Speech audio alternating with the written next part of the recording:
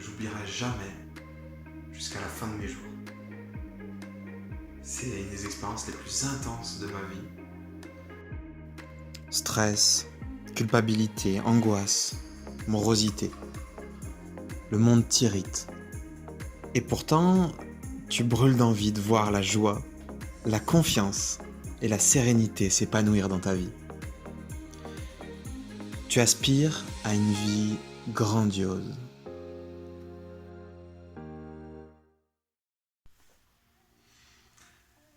Bonjour à toi. Aujourd'hui, je te propose de développer son intelligence émotionnelle. Les émotions ont un rôle central dans nos vies. C'est les émotions qui nous portent, qui nous font vibrer. Émotion d'ailleurs vient du latin movere, le mouvement. Les émotions sont un mouvement interne qui vient justement nous figer ou nous mettre en mouvement. Et les émotions ont également un rôle hyper important dans notre vie, dans nos vies sociales. C'est les émotions, j'y reviendrai dans une autre vidéo parce que c'est un thème crucial. C'est les émotions qui viennent nous relier aux autres personnes. Les études prouvent aujourd'hui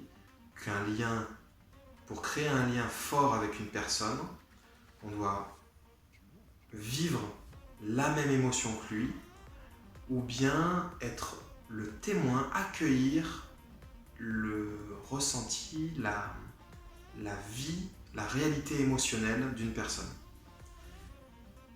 Qui d'ailleurs n'a pas envie de vivre des émotions avec quelqu'un ou d'être accueilli dans ses expériences d'un point de vue émotionnel. Et c'est pour toutes ces raisons que développer son intelligence émotionnelle va être capital. C'est une base pour bien vivre avec soi-même, se connaître soi-même et également bien vivre avec les autres et se connecter aux autres, créer des liens forts avec les autres. Pour travailler cette base, je vous propose un exercice. Ok, on va pratiquer l'exercice en question. Exercice qu'on va faire une fois, mais que je te recommande de faire plusieurs fois. Plus tu le feras, plus tu vas développer ton intelligence émotionnelle.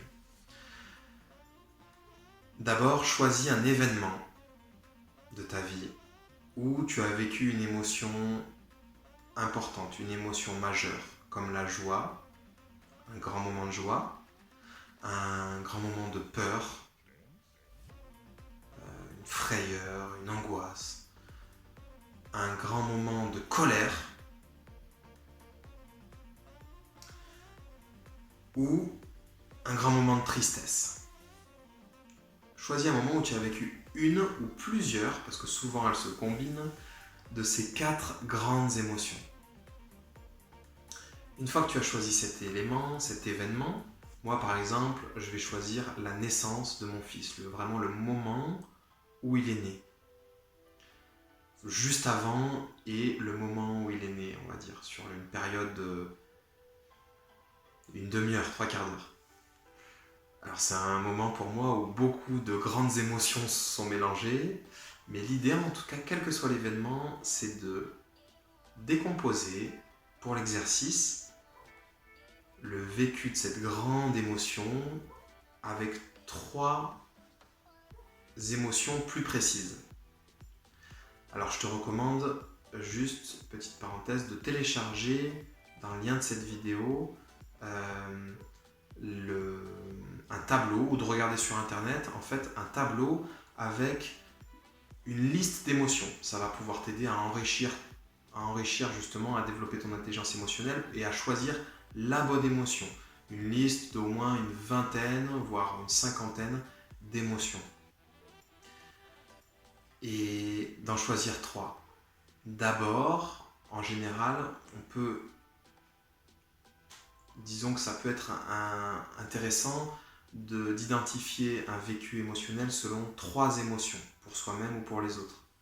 Donc, de se dire, d'abord, j'ai ressenti, alors moi, d'abord, je me suis senti désorienté. et de dire parce que. D'abord, je me suis senti, on choisit l'émotion, moi pour moi désorienté, parce que j'étais dans un environnement que je connaissais pas. J'étais trimballé à droite, à gauche. On m'a dû. Alors c'était une césarienne, du coup on m'a dû m'enfiler tout un équipement de chirurgien, puis m'amener à droite, à gauche. J'étais dépendant du bon vouloir des infirmières et du personnel soignant, qui ont été très bien d'ailleurs, mais qui m'ont. Voilà, donc je me suis senti vraiment désorienté à ce moment-là. C'était l'incertitude totale. J'avais pas vu ma femme depuis plus d'une demi-heure. J'étais désorienté. Ensuite, je me suis senti émerveillé. Donc on dit ensuite, je me suis senti l'émotion qu'on a choisie. Donc moi pour moi émerveillé. Parce que, me concernant, parce que quand mon fils est né et qu'on me l'a amené, son visage, je ne sais pas exactement ce qui s'est passé, mais c'était très fort. Son visage, ses yeux étaient grands ouverts et il m'a regardé en s'approchant de moi dans les yeux, et je l'ai regardé dans les yeux. Un regard d'une intensité extrême. Un regard que j'oublierai jamais jusqu'à la fin de mes jours. C'est une des expériences les plus intenses de ma vie.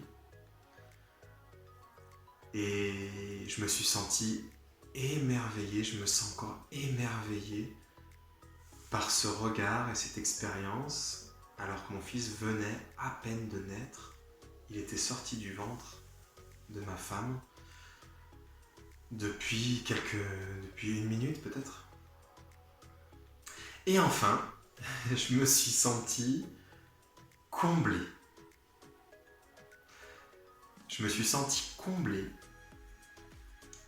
parce que j'ai pu passer un moment privilégié avec mon fils. J'avais mon fils en parfaite santé, avec tous ses mains, tous ses doigts, tous ses orteils.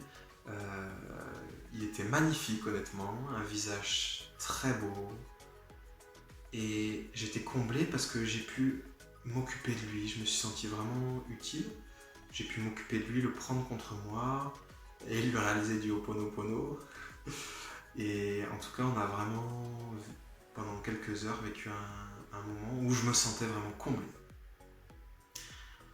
Voilà, bon, j'ai choisi une expérience, un événement extrême, pour l'exemple, parce que c'est un événement que j'aime beaucoup à me rappeler. C'était très fort.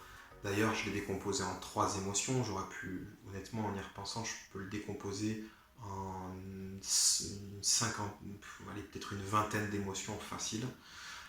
Tellement c'était dense.